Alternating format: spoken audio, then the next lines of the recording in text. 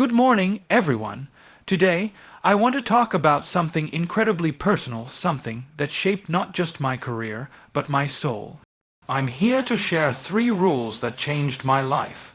And if you let them, they can change yours, too. Now, I want you to approach this not just as a motivational message, but as a lesson, a curriculum, if you will. Because life is always teaching. The question is, are you listening? Take radical responsibility for your life, own your choices and circumstances. Let's start with this truth, and I mean capital T truth. You are responsible for your life. Now, I don't say that to dismiss the real pain, the trauma, the injustice many of us have faced.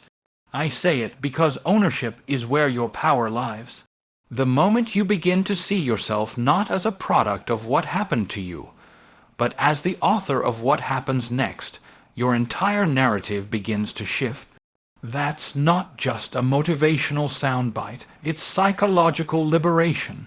I've spoken with countless people over the years, some wildly successful, others struggling to find their footing, and the difference was never just talent or intelligence. It was whether or not they had made that internal switch from blame to responsibility. It's easy to outsource our unhappiness. To say, my boss doesn't see me, my parents didn't prepare me, the system is against me, and maybe those things are true. But they are not the final word. The final word belongs to you, in the choices you make every single day. When I learned to stop waiting for someone to give me permission, I started giving it to myself. And that, right there, was the beginning of freedom. Responsibility is not a burden, it is the birth of personal power. So the question I leave you with is this: are you writing your life, or just reading it as it's written for you? Live with intentionality, every decision must align with your purpose. One of the most overlooked truths in life is this: most people are living by default, not by design. They wake up, check their phone, respond to demands, and go through the motions not because they're lazy, but because they haven't paused long enough to ask, what am I really doing this for? Living with intentionality means stepping into every moment with purpose. It means your actions aren't just reactions, they're choices rooted in clarity. And let me tell you, clarity is not something that just shows up one day. It's cultivated. It's earned through reflection, alignment, and sometimes deep discomfort. I've learned that when you don't set your own intention, life will set it for you through pressure, distraction, and other people's expectations. Intentionality is the difference between activity and progress. It's what turns a job into a calling, a routine into a ritual, a life into a legacy. When I sit down with successful leaders, artists, teachers, the ones who are awake, what I see is not just vision, but discipline of intention. Every decision, every no, every yes, it all points towards something bigger than the moment. So if your life feels scattered, unclear, or off track, don't ask what you need to do next. Ask what you need to aim for. Because when you live without intention, you move without direction. But when your choices serve your purpose, your life begins to serve the world. Embrace failure as feedback. Failure is not the end, it's your teacher. Now let's talk about a word that makes people tense up: failure. It's a word that carries so much shame, fear, and hesitation. But here's what I want to tell you, and I say this not just from experience, but from deep observation. Failure is not the end. It's not even the opposite of success. It is, in fact, one of its primary ingredients. What we call failure is often just feedback wrapped in discomfort. It's information, it's refinement, it's life saying, not that way, try again. But most of us were raised to avoid failure, to fear it, to hide it. And because of that, we never develop the muscles to learn from it. Every meaningful leap I've taken in my life, every shift, every reinvention came after something fell apart. When I was removed from the evening news, it felt like rejection.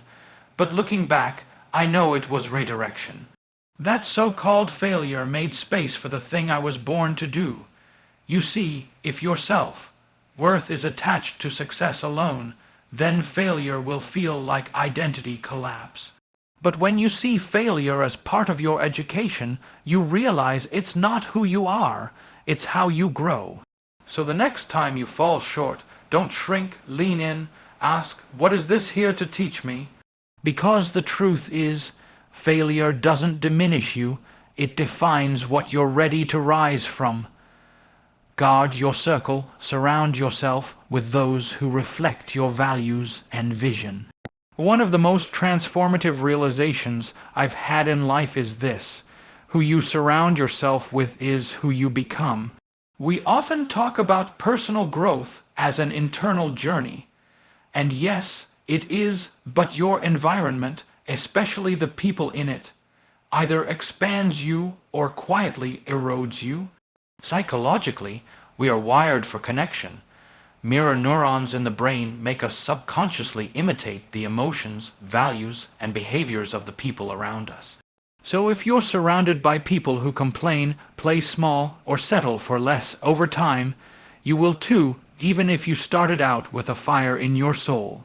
I've had to make hard decisions in my own life, not out of judgment, but out of clarity. There are people I loved who were no longer aligned with the vision I had for myself. And loving them didn't mean I had to let them shape my energy. Your circle should reflect your values, not just your history. Ask yourself, are the people closest to me committed to growth? Do they challenge me with love or drain me with fear? You don't need a crowd, you need a council. People who hold you accountable to your higher self, even when you forget who that is. So be intentional. Guard your space. Because your future is being shaped not only by your goals, but by the voices you allow to echo in your mind.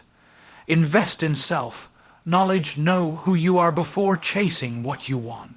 There's a question I think we don't ask often enough. Who am I, really, when no one else is watching? Not what you do, not your role, not the titles or the achievements, but at your core, what drives you? What scares you? What matters to you beneath all the noise? That's self-knowledge, and it is the foundation of any life that's truly fulfilled. In a world that constantly tells you what to chase: success, beauty, approval, applause, it takes courage to pause and turn inward. But here's the truth. If you don't know who you are, the world will define you by its own metrics. And it's exhausting trying to meet standards that were never meant for you. Philosophers like Socrates called it the examined life, and without it, we move through the world reacting, performing, imitating.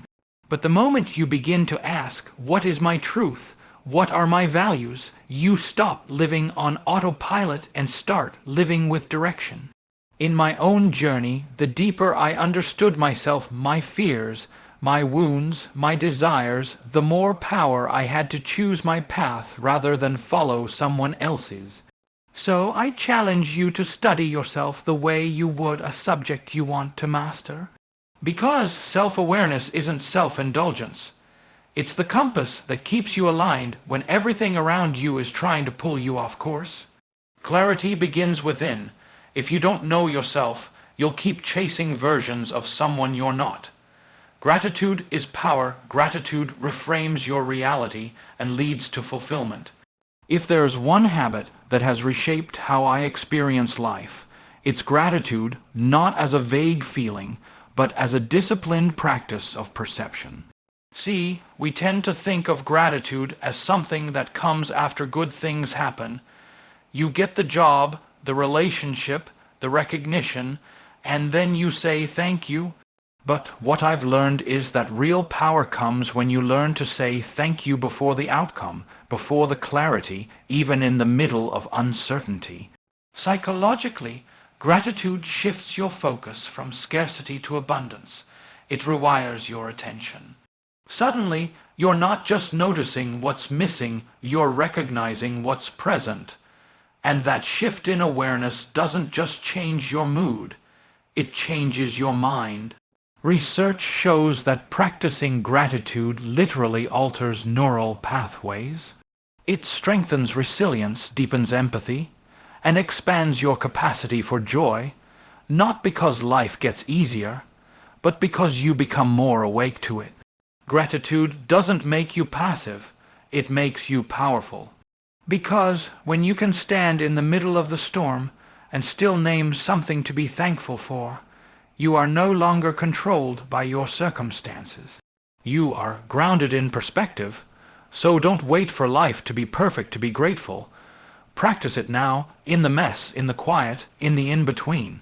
Because gratitude won't just change how you see your life, it will change the life you see.